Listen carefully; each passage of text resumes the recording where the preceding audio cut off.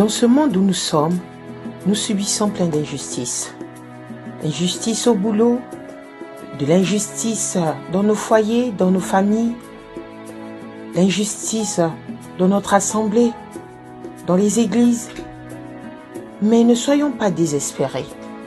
Soyons comme Daniel et ses compagnons. Daniel avait foi en Dieu. Daniel n'a pas voulu tromper son Dieu. Plusieurs fois, nous passons des épreuves très difficiles et nous succombons même. Et Daniel n'a pas succombé. Mais le contraire, Dieu donne à Daniel et ses compagnons l'intelligence.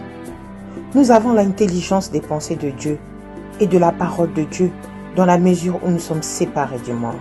C'est la règle. L'intelligence de pensée de Dieu, la joie dans les choses de Dieu sont en rapport exact avec la mesure de séparation que nous réalisons vis-à-vis du monde. Nous devons sortir de ce monde. Quand je dis nous devons sortir de ce monde, ça veut dire que nous devons fuir le péché. Nous ne devons pas accepter l'injustice, mais nous devons l'affronter. Nous devons l'affronter en acceptant que nous sommes des enfants de Dieu. Pourquoi nous buvons aux coupes, aux joies du monde? Pourquoi nous mangeons le pain du monde? Si nous nous nourrissons de ce dont le monde se nourrit, jamais nous ne pourrons être fidèles comme Daniel et ses 3 compagnons, mes frères et sœurs. Ils sont là, ils souffrent. Il n'y a que Dieu qui répond aux besoins de leur cœur, aux besoins de leur foi. Pour trouver Dieu, ils se séparent. Ils font leur servir impeccablement. Pourquoi n'arrivons-nous pas à faire le service de Dieu impeccablement? Dieu donne à Daniel une intelligence supérieure. Nous, si nous restons fidèles à notre Dieu, sans bruit, sans éclat, quelle que soit l'injustice, quel que soit tout ce que nous pouvions rencontrer dans notre vie quotidienne, Dieu va nous élever. On peut t'humilier, mon frère, ma soeur. On peut te rabaisser. On peut te mettre des pièges. On peut te proposer ce que tu ne veux pas. Mais reste fidèle à Dieu.